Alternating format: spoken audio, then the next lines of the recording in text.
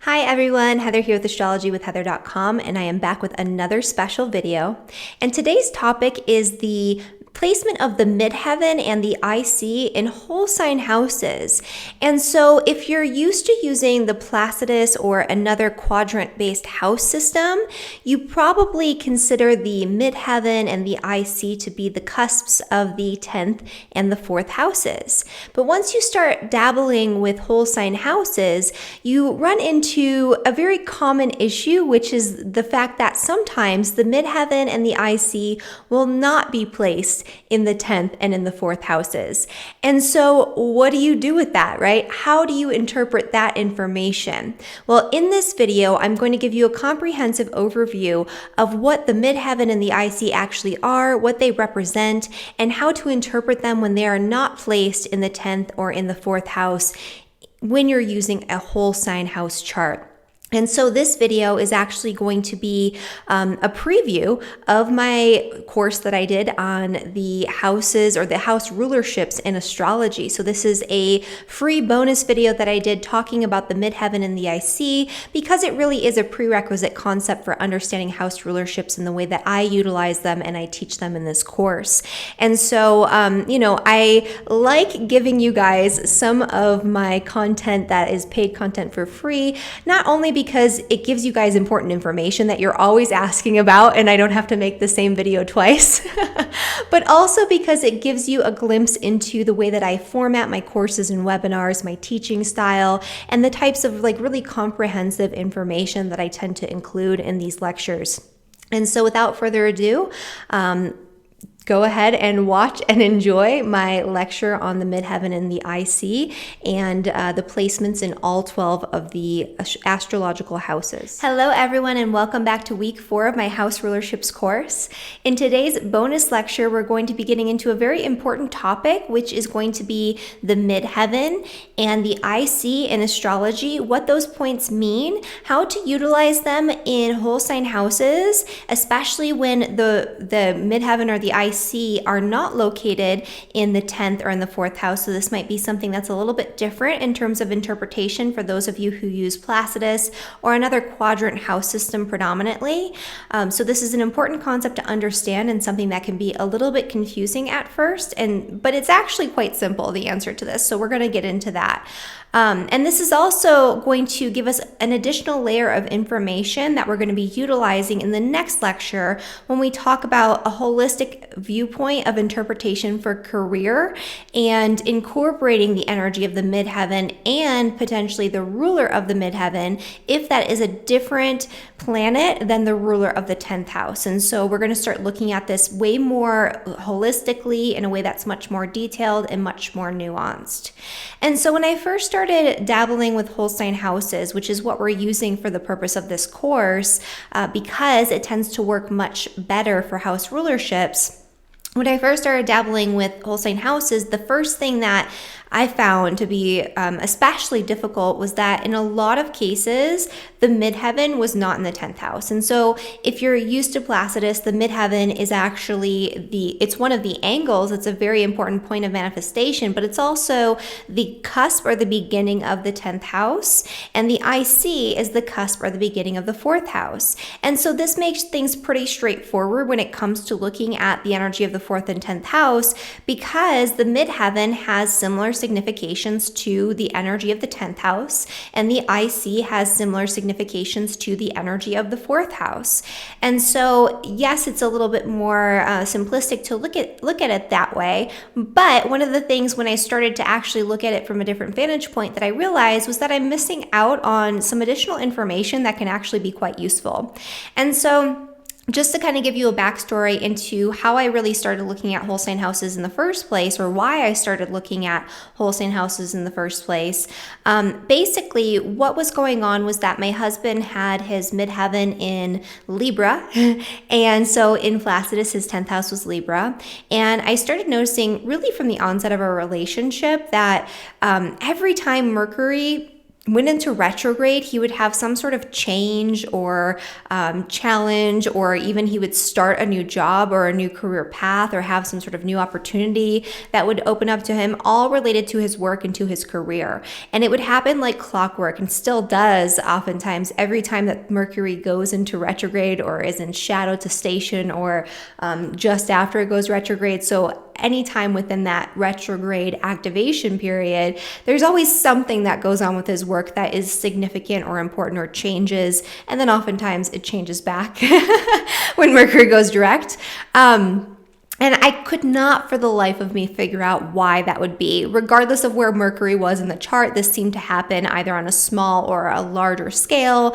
And I was like, that doesn't make sense. His 10th house is ruled by Libra. There's nothing career associated, that involves Mercury that I can tell looking at his Placidus chart. And so one day it just clicked to me. I started looking into whole sign houses a little bit, and I realized that his 10th house in whole sign houses is occupied by Virgo, and therefore Mercury is actually the ruler of his 10th house in whole sign houses. And so that actually solved the puzzle. It solved the mystery for me. And from there, I started to play with whole sign houses a little bit more. And now, today I utilize both Placidus and whole sign in my readings, and I use them a little bit differently for different purposes. But for house rulerships, I've played with this time and time again. And, what works best for me in my experience in looking at house rulerships, what's most accurate is to use the whole sign rulerships. It has more predictive value, in my opinion. And so that's kind of what we're doing here in this course. And so for those who are not as familiar with whole sign houses, I wanted to put together this bonus lecture so you can understand what to do in the case of like my husband's chart, where his midheaven is now in the 11th house, if I'm examining his chart utilizing whole sign houses. And so that's what we're going to be getting into today, and I hope you enjoy this. So let's get into it here. Okay, and so we are now on lecture number 6, the bonus lecture on house rulerships in astrology, looking at the midheaven and IC in the houses. And so first, before we even get into this, we should discuss, for those who are not as familiar, what even is the midheaven. Most of you will be aware of this energy, but for some of you who are a little bit more on the beginner level, I just wanted to reiterate this point and give you maybe some additional layers of information about this. So the midheaven, MC or medium Coeli, is a concentrated point of energy in the birth chart. It represents the highest point in the tropical western zodiac in the sky, where the sun will be placed from the vantage point of your birth. So basically on the day of your birth, or at in respect to the place of your birth, this is where the sun will be at its highest point in the sky on that day. And so if it's winter, it's going to be a little bit lower on the horizon. If it's summer, it's going to be higher on the horizon. And depending on whether or not you're in the northern or southern hemisphere, it might angle more to the left side of the chart, so maybe in the 11th or even the 12th house. And if you are in the southern hemisphere, it might angle a little bit more to the right side of the chart, so it might be in the 9th, the 8th, or even the 7th house. Although, to be fair, I have never seen that happen, although I know it is possible. And we'll get into that as we go through this lecture. The midheaven represents your most externally visible world achievements. It's like a concentrated point of energy that carries those 10th house significations of career, public standing, public reputation, you as an authority figure, sometimes your relationship to authority figures, but really this is like a power point or a manifestation point in terms of your external outward projection of energy when it comes to the bigger picture or the impact that you have on the world in the most notable way. This can be something that can be viewed as very positive or very negative, depending on the nature of the midheaven and the planets that are connected to the midheaven and the ruler of the midheaven and the way that that planet is aspected. And so that's something to just kind of make note of there. And so similar to that of the 10th house, there's going to be an energy that is associated with the exact degree of the midheaven, especially within like 5 degrees before, 5 degrees after, but really you can give it a 10-degree orb for influence. There's going to be this like really concentrated energy. And so when the midheaven is strongly connected to certain planets, those planetary energies are going to show up in the career path much more predominantly, along with the planets in the 10th house, except the really close ones to the midheaven are going to be very, very strong, because this is a point of amplification. Anytime you have a planet on any of the angles, that includes the midheaven, the IC, the ascendant, and the descendant, these planets, they're much more powerful, they're much more significant, and they stand out a lot more so in the chart. And so that's something to just kind of keep in the back of your mind here as we go through this lecture. When the midheaven is placed outside of the 10th house and whole sign houses, the 10th house topics of career, authority, public reputation, and even your legacy that you leave to the world are present in the house where the midheaven is placed. And so topics associated with the house where the midheaven is placed will be somehow important to the native's career success and outward achievement. And so there is a melding of those energies where that whole house becomes a little bit imbued with the energy of career or the energy of outward appearance or public reputation, but the most concentrated energy where you're going to see real physical manifestation is going to be the closest point to that midheaven degree. So basically the way that this would work, and we're going to go through this house by house, is that if the midheaven was placed in the 9th house and whole sign houses, some aspect of their career would be associated with 9th house themes, or some aspect of their legacy and what they're known for could be associated with 9th house themes. It doesn't always have to be career. Another thing that I have personally noticed is that it can be much more challenging for individuals with placements like this to merge the energies of the 10th house and the midheaven. So basically there's a need to combine those energies and to merge those two areas of life in order to find success and fulfillment in their career. And so career becomes less straightforward and much more complicated, especially when it comes to the big picture, their career goals and plans, their success, their recognition, and also their fulfillment. And so oftentimes you'll see that they'll be very internally satisfied with their career path, but they'll receive no external recognition or reward for what it is that they're doing. They won't have that external marker of success. Or on the other hand, they might find great success in whatever it is that they're doing. They're really good at it. They're, making strides. Everyone is recognizing their work, but they don't feel fulfilled and they don't like what they're doing. So this can be either or. Usually the 10th house and the houses themselves, they represent more of what the person is doing. So the 10th house is, and the 10th house ruler is like, this is what you're doing. And the midheaven is what you need to incorporate in order to find true success, true fulfillment, and to reach that point of notoriety that maybe you want to reach, that point of recognition that you want to reach. And so you have to have a little bit of both if you want to have that whole picture. And so again, this can be a little bit more challenging because there's a lot more nuance, there's a lot more detail, and these two energies are often separated in some way.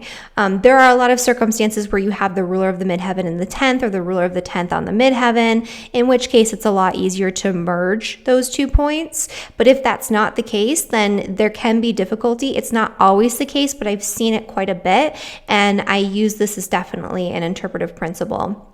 When people come to me and they're asking for readings about what's my purpose, what's my career path, I'm unsatisfied in my career, a lot of the time, there's like a disproportionate number of people who have in whole sign houses the midheaven in a house other than the 10th. And so just something to make note of that you might want to just consider when you're looking at your own chart or the charts of other people. There is a need to find a way to compromise or to merge those energies.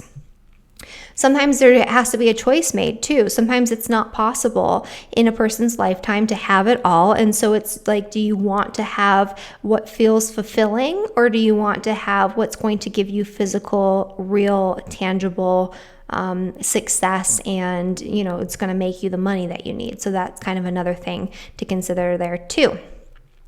In examining house rulerships in the birth chart in relationship to career, it's important to examine the 10th house ruler, and along with the midheaven and the midheaven ruler. The midheaven ruler will carry significations for both the topics pertaining to the house it rules. So if the midheaven is in the 9th house and the 9th house is occupied by Virgo, then Mercury will be the ruler of the 9th house. It'll still be associated with 9th house themes of foreign travel, education, all of those 9th house things, but it will also carry to a lesser extent significations related to career and public standing. And so you want to take into consideration both the ruler of the midheaven.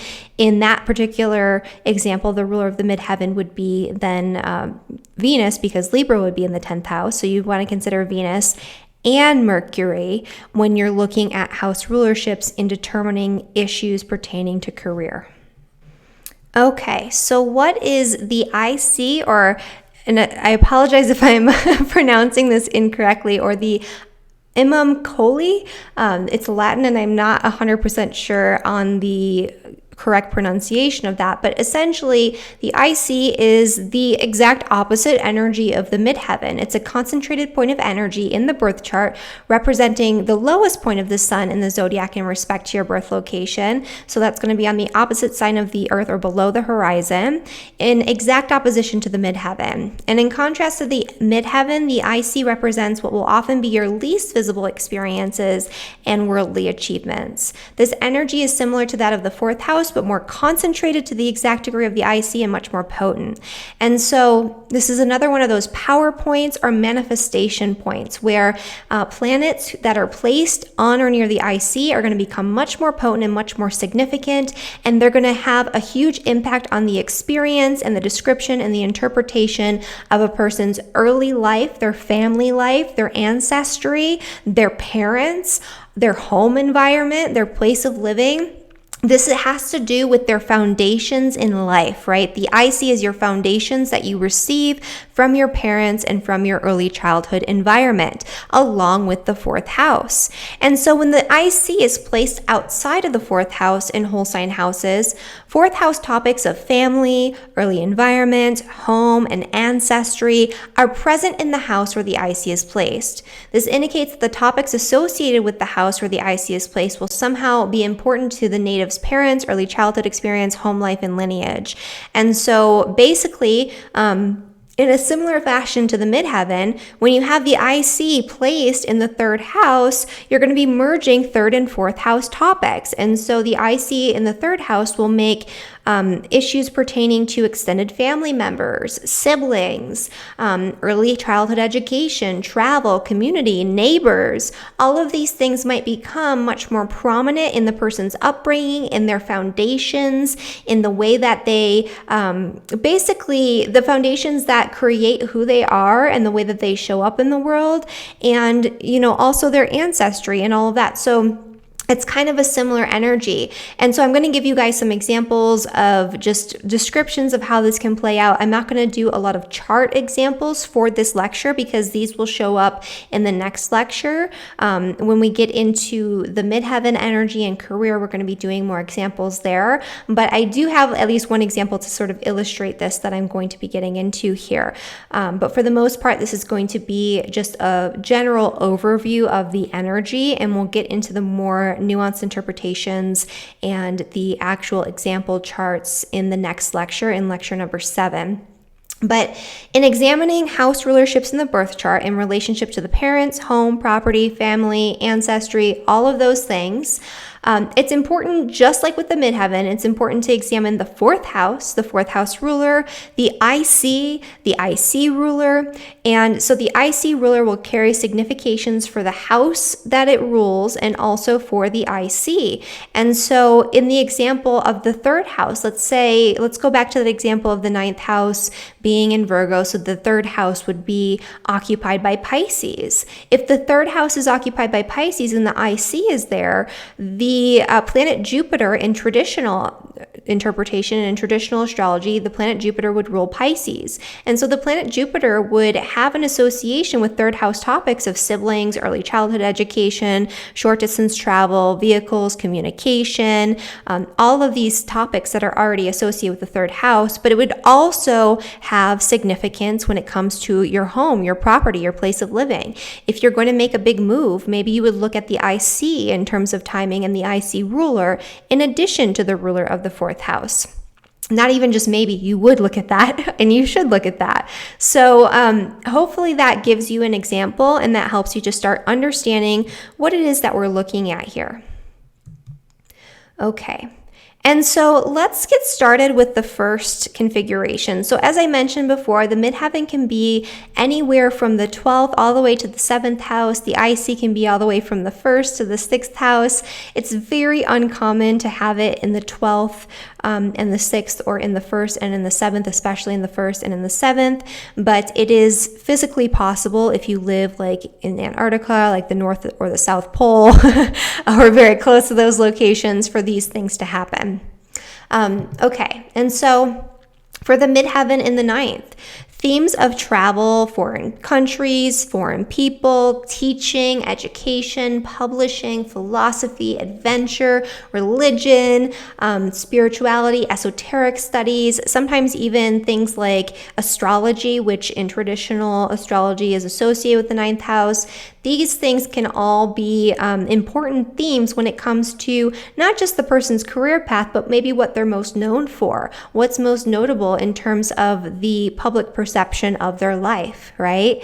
And sometimes these can be really high points. This could show like the high point of someone's career, or sometimes this could be negative. It's like maybe they're widely known for something positive, like murdering somebody in certain cases, right? So you can see these things. It's less likely in the 9th house for that to happen. Midheaven in the 9th house or the 11th, those are positive houses.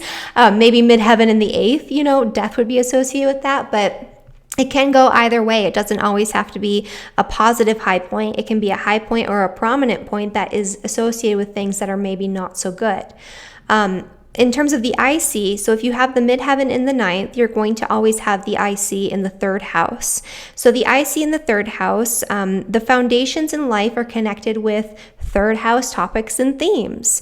And so the topics and themes it could be associated with is early childhood education, neighbors, extended family members, vehicles, reading, writing, arithmetic, communication. All of these things might be tied in with the native's parents, their early environment, their home, their ancestry, those types of things. And so an example would be that one native with this placement was homeschooled by their parent alongside their siblings. And that was a really important part of their roots, their foundations in life, and their early childhood experience, as well as a telling piece of insight that gives information about their relationship with their parents as not just a parent, but an educator, and their relationship with their siblings, because their siblings are also their peers, which would be a 3rd house thing, right? That, like in their educational setting. So that would make sense, right? So being homeschooled by your parents along with your siblings, or even just being homeschooled by a parent, could be a IC in the 3rd house thing. Not the only manifestation. Obviously, every single person with the IC in the 3rd house doesn't necessarily have that exact same experience, but that's one example. And you could look to other indicators, other planetary placements to get more detail on what that experience might look like more specifically for the person. And another thing I should mention is, as you're going through and doing these readings and interpretations for people, you're not going to have the exact story or all of the details. You're going to have a lot of possibilities and potentials and symbolism. And so it's up to you to provide that information, and obviously feedback from the client, from the person that you're giving the reading from, is going to fill in some of those nuances, some of those details. Sometimes you might tell the exact story and it'll be like that, but sometimes you'll just have the themes. A lot of times you'll just have the themes and the symbols. And so the examples that I'm giving here are specific details that were either filled in by the internet or by actual people who have had these experiences. I wouldn't look at their chart and be like, you were definitely homeschooled by your parents. That's exactly what this is in most circumstances, right? So that's another thing I just wanted to mention here.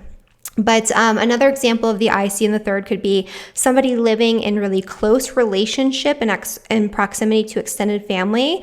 So they could have been partially even raised by their aunts and uncles, or they could have had a very close relationship with their cousins. So like their cousins could have been like their siblings.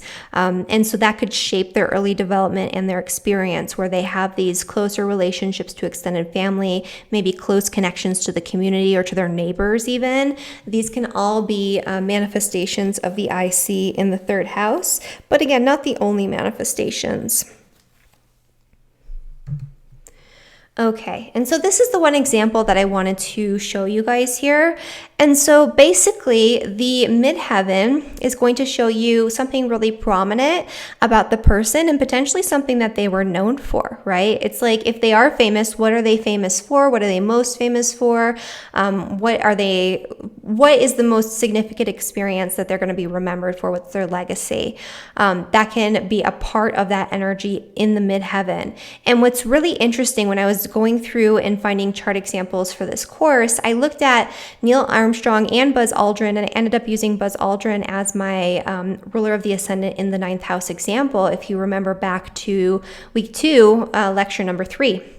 And I also decided that I wanted to look up Neil Armstrong because I was curious to see how that played out for him. And he has you can see here, they have very similar charts. Their ascendants are both in the sign of Gemini.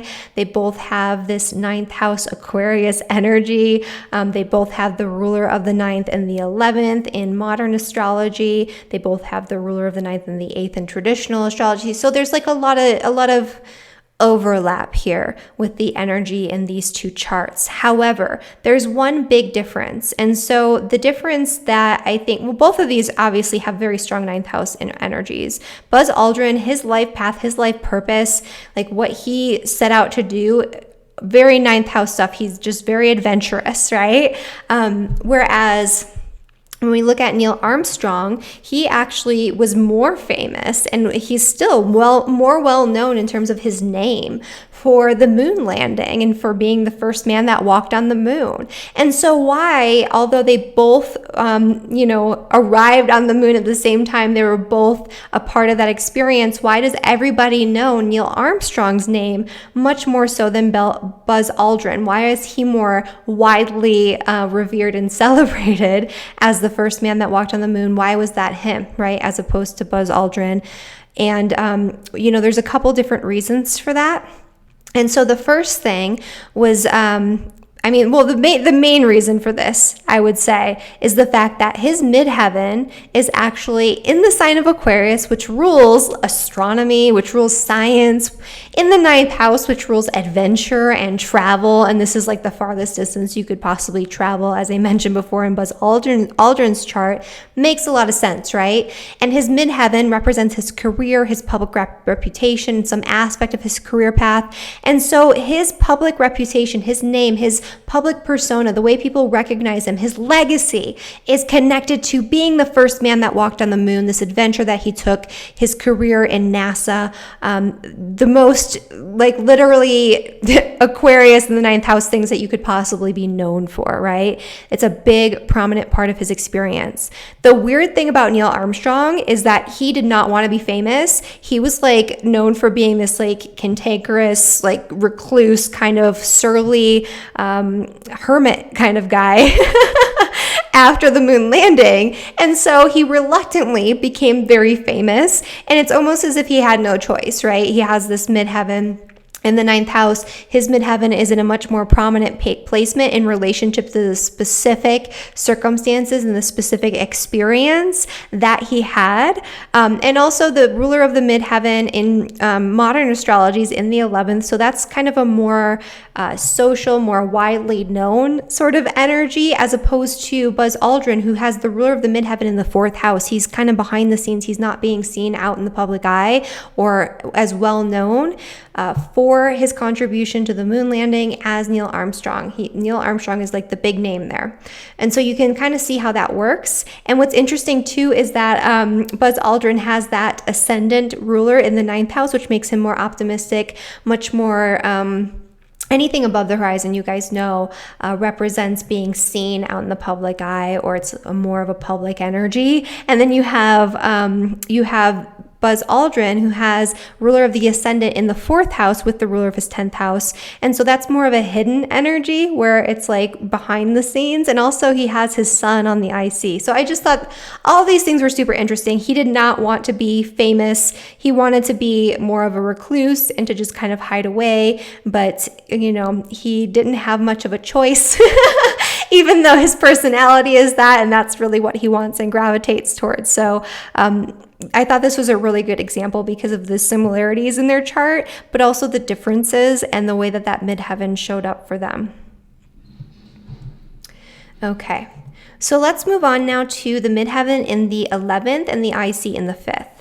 So the midheaven in the 11th would bring themes of friends, groups, teams, social networks, organizations, humanitarian efforts. All of these 11th house topics would be in some way associated with the high points in their career or their public image or what's most notable about their impact on the world at large or their legacy or all of these things. And so this person who has their midheaven in the 11th house, they might have a career that's really tied in with humanitarian types of pursuits, with helping other people. They might lead teams. They might be ahead of some sort of organization or club or group, even if it's not connected to their career. They could still be known for being a leader in some sort of organization or some sort of club, right?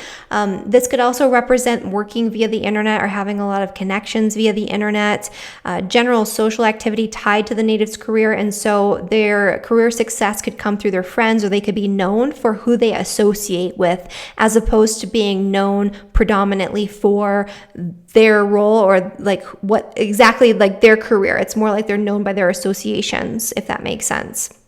I see in the 5th, this one's kind of an interesting placement because it places an extra importance on the way that the native carries out their own legacy through their children or through other people's children, through the wisdom that they impart or the role that they play in leading other people, like leading children or influencing children in some way. And so that can be actually a part of this energy as well. It's not just their early childhood experience, but it's about creating a foundation for the next generation. So it's more of a generational impact. It's thinking toward the future. It's thinking toward the next generation. But in their own early family life, play, creativity, sports, recreation may have played a more important and predominant role in the native's early life experience. So they might have had like a lot of hobbies. They might have been sent around to do all sorts of different sports, to take all sorts of different lessons, and to do like a lot of different things in that respect. And so that energy of play can be more important. And also there can be an energy where their early childhood experience and that experience of play can really inform what it is that they are doing later in life. And so their experience as a child and their experience in play, their experience with these types of activities becomes much more foundational and much more prominent, and it really informs the way that they carry out their life later on, if that makes sense. So it's almost like the nostalgia of childhood as opposed to their early family life and their family connections and their home life and all of that. It's more like those fun, really happy memories of childhood. Okay, and then the midheaven in the 12th house and the IC in the 6th. So the midheaven in the 12th house, the career and public image might be connected in some way to spirituality, mysticism, 12th house institutions like hospitals, prisons, etc., brothels, rehabilitation centers, temples, monasteries, all of those types of things. Charity works or solitary acts might be more predominant in that person's career. Their greatest achievements might not be seen out in the world as prominently as the midheaven and other placements. And so some of their biggest achievements might be only seen by a few people or might remain secret or hidden from the public eye in some way. And so they can still get success and they can still get recognition, but it's not going to be quite as showy. And if it is showy, it's going to be connected likely to those like spirituality, those 12th house institutions. In some instances, they might work behind the scenes in support of the success of others, but they might shy away from the limelight themselves, like very intentionally. And that can be a part of the midheaven and the 12th house too. But sometimes it could just very literally be that their career success or what they're known for is connected to those 12th house topics.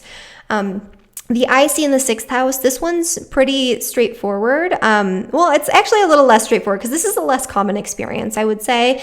And the midheaven being in the 12th and the IC being in the 6th is a less common experience. But this one very often has to do with early experiences being shaped by 6th house topics.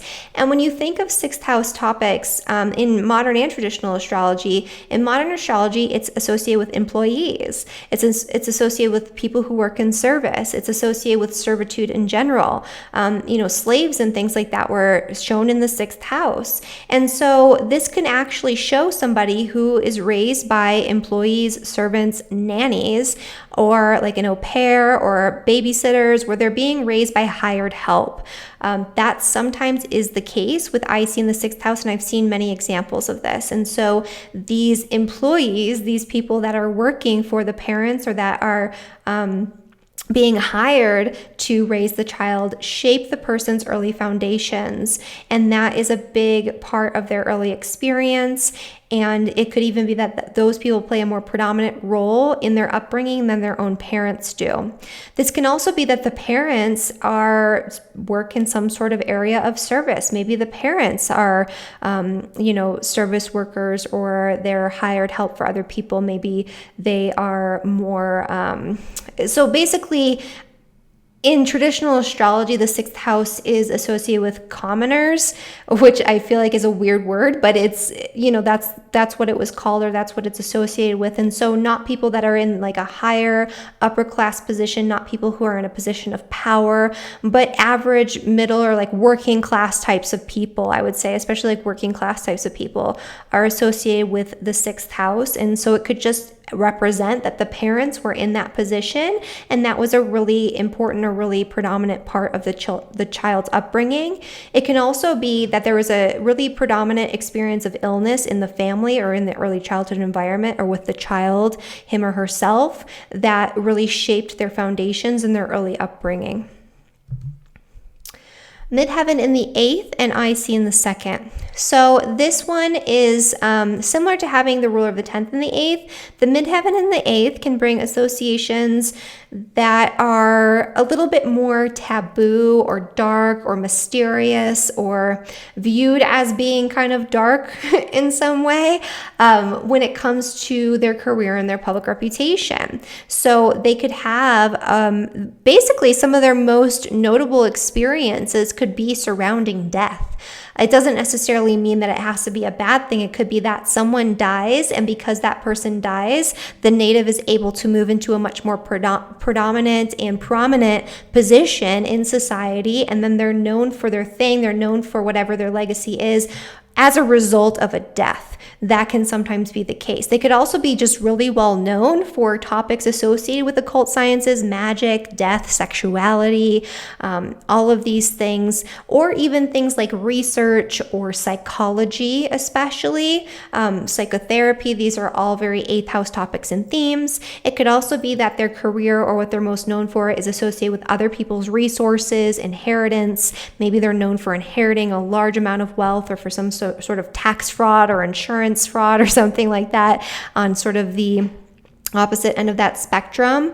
And so, and other people's resources can play a predominant role in the career path, or they could very literally be like tax collectors or work for the IRS or something. So all of these things could potentially be part of this energy. It doesn't have to be that they work in a specific 8th house field. It could just be that their career prominence and their success is somehow tied to those 8th house topics. Maybe they used black magic to get ahead, right? That could be an interesting interpretation of this energy. I haven't had anyone tell me that they've done that to be successful, but I could see that being a thing here. On the other end of the spectrum, you would have the IC in the 2nd house, and this one is pretty common for finances and material possessions, really shaping their foundations and their early childhood experience. And so it could be that they came from either really great wealth, and that was the focal point. That was the thing. That's what they were taught. That's what everything centered on. Or it could be that they had a lot of financial struggle, and their early foundations in life had a lot to do with just material security and having to do things and center their life around financial necessity. And that would play a much bigger role in this person's experience and the way that they were brought up than it would for other people who don't have that placement, even if they had struggles financially. And so it has more to do with how they were raised in their early environment and those themes that really laid the foundation for their life experience and what they became later on down the line. Also, by the way, I see in the second house is a really great energy for investments in property, investments in homes, housing, and a lot of times the money can be tied up in the family too. So there's like maybe a family, like there's a trust or something, or there's some sort of like inheritance, or there's like a family fortune or a family business. And so some of their wealth or some of their material possessions on the flip side can be tied in with those IC fourth house types of themes as well. So it can work either way, and I've seen a little bit of both, but this is not a common position, so it's not like I've seen thousands of charts like this.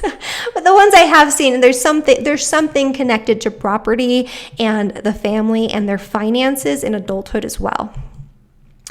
All right, and so this is the final example, and this is the one where I'm putting a disclaimer here. I have literally never found or seen a chart or done a chart or had a client who has this placement with the midheaven in the 7th and the IC in the 1st. If you live at or near the South Pole, then yes, or you were born at or near the South Pole, then this is a possible placement that you might have, but it's not very common. I couldn't find any good examples even when I was kind of searching through celebrity charts, because who the heck is born on the South Pole? But it's a possibility. There's someone out there that exists, multiple people out there that exist with this placement. I just haven't seen them. Maybe they're still on the South Pole. And so the midheaven in the 7th house, theoretically, and I say theoretically because I don't know this from experience, and from interacting with people who have this placement, but theoretically, their career prominence, fulfillment, and success might come through their connections with others, or they might be well known for their relationships, their business partnerships, or their marriage partnerships. So it could even be that they're known for their marriage more so than they're known for their own activities or what they're doing in their own career. And so it's kind of like that's what their reputation is tied to, is to other people's stuff, other people's reputations, other people's experiences, other people's careers, or other people's success, right? It's like a partnership energy connected to either the career or what they're known for, or the mark that they make on the world. Maybe the most prominent mark they make on the world is in partnership or in collaboration with somebody else. The IC in the 1st, again, theoretically, this person would be probably very independent and very self-made. It's almost like they would have to raise themselves. It's like, or they're like raised by wolves or something, it's like, it's very independent and a very self-sufficient energy, which I guess would make sense if they live on the South Pole, I guess. Although I'm sure there are other people around helping them, hopefully. But, self-reliance and personal expression of willpower would become important early life themes. And that also might reflect the experience and the influence of their parents. Their parents might be very self-sufficient, and they might force the child to be self-sufficient and self-made and to do things for themselves. And so that could be a big part of that energy as well. All right, and so that is the midheaven and IC and all of the placements that it could possibly be in. I hope that you found this helpful, and I will see you in the next lecture when we're going to get into a holistic understanding of career and work in the birth chart. Thank you guys so much for watching this video. If you enjoyed this video, please like the video, subscribe to my channel, and share it with your friends if you feel like they could benefit from this information. And of course, if you want to learn more about houses and house rulerships, which is a really, really important technique in astrology, it's pretty much the key to the chart, and it's the key to making really accurate interpretations utilizing other techniques. I have a full 4-week course that's full of, I think, 8 or 9 hours worth of lectures that covers all the bases. So you'll learn everything you need to know about house rulerships. And so the link to enroll in that course is down in the description below. And thank you guys again so much for watching, and I'll see you next time.